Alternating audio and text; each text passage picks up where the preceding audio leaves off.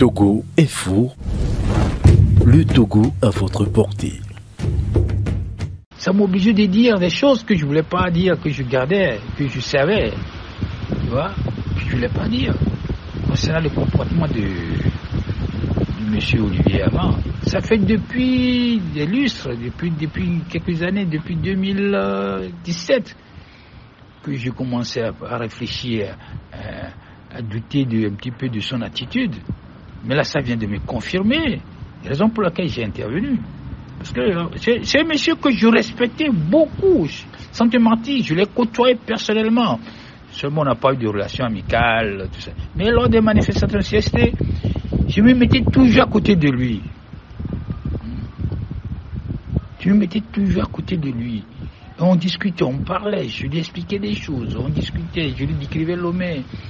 L'école Sanoussi, les centres culturels français, et comment se mettait à côté des SOAG, là où il y avait la boulangerie souper avant, je l'itinérais jusqu'à la plage, l'ancien WAF, chargeur réuni, la douane.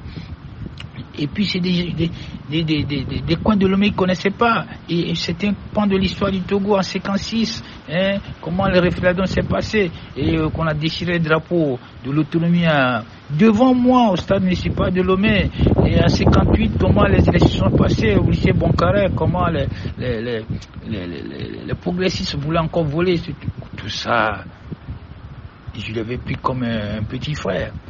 Mais au fil des ans, tout ça... Je ne sais pas ce qui l'a poussé à partir à l'extérieur, mais depuis qu'il a quitté le Togo, j'ai remarqué qu'il était plus instable. Plutôt, il est devenu instable. C'est d'où ma déception vis-à-vis de lui. Tu vois. Et ces genres de choses, je n'aime pas, ou je n'aimerais pas les dire. Mais à force de partager des choses, nous sommes obligés de polémiquer.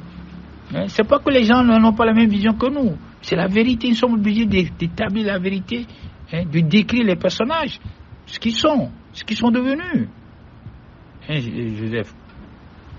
Voilà. Évidemment, je suis désolé. C'est comme tous ces gens-là qui quittent l'armée, qui quittent l'UNIR. C'était l'exemple d'Agueme Kodjo. Il est revenu plusieurs fois opposant, mais quelques temps après, il retourne à la maison et il devient plus virulent. Puisque ce qu'il était, l'exemple d'Agueme, quand il est parti, il est revenu. Nous avions boycotté les élections 2019. Qu'est-ce qu'il a fait? Lui, il a été. Et qu'est-ce qu'il a fait à l'Assemblée nationale? Il a été pire quand il était comme le Premier ministre, quand il s'est réfugié ailleurs. Ces gens de Olivier Hamar, sa position actuelle, moi, ça ne me donne pas confiance. On est obligé tu nous sors, tu nous obliges de parler, de dire des choses qu'on ne veut pas dire et qui créent des polémiques, qui nous retient sur place, qu'on n'avance pas. Nous sommes toujours obligés de corriger les choses, de rétablir la vérité.